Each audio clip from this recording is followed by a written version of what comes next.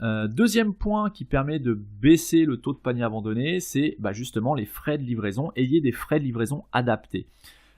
Si vous pouvez proposer des frais de port gratuits, c'est un vrai avantage commercial. Après, vous pouvez proposer des frais de port gratuits, comme c'est quasiment le cas sur tous les sites e-commerce aujourd'hui, à partir d'un certain minimum de commandes. À vous de voir ce que fait la concurrence pour vous aligner, voire essayer de faire mieux.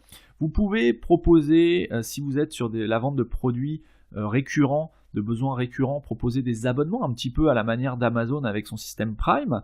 Vous pouvez vendre une carte fidélité ou un système privilège, que ce soit gratuit, payant, peu importe, à vous de voir. Mais si vous pouvez proposer et mettre en avant le fait que les frais de port sur votre site sont gratuits, c'est toujours mieux pour votre utilisateur et c'est quelque chose qu'il n'aura pas à saisir.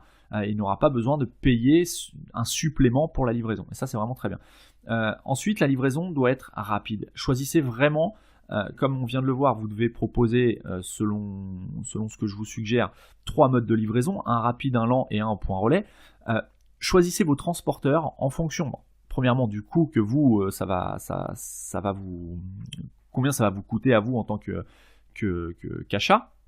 Par contre, au niveau des modes de livraison, choisissez un transporteur qui propose au moins une livraison en 24 heures. Alors là, je vous laisse voir, il y a plein de transporteurs. C'est pas un épisode sur les différents transporteurs, mais renseignez-vous auprès des plus populaires comme DPD, GLS, peut-être si vous faites de la livraison un peu plus premium, UPS, TNT.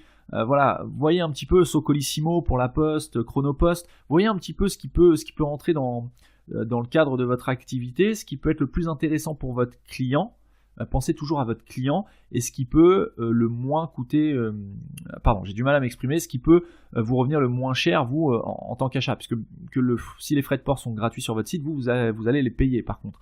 Donc voilà, faut pas que ça vienne amputer de beaucoup la marge que vous faites sur la commande en question.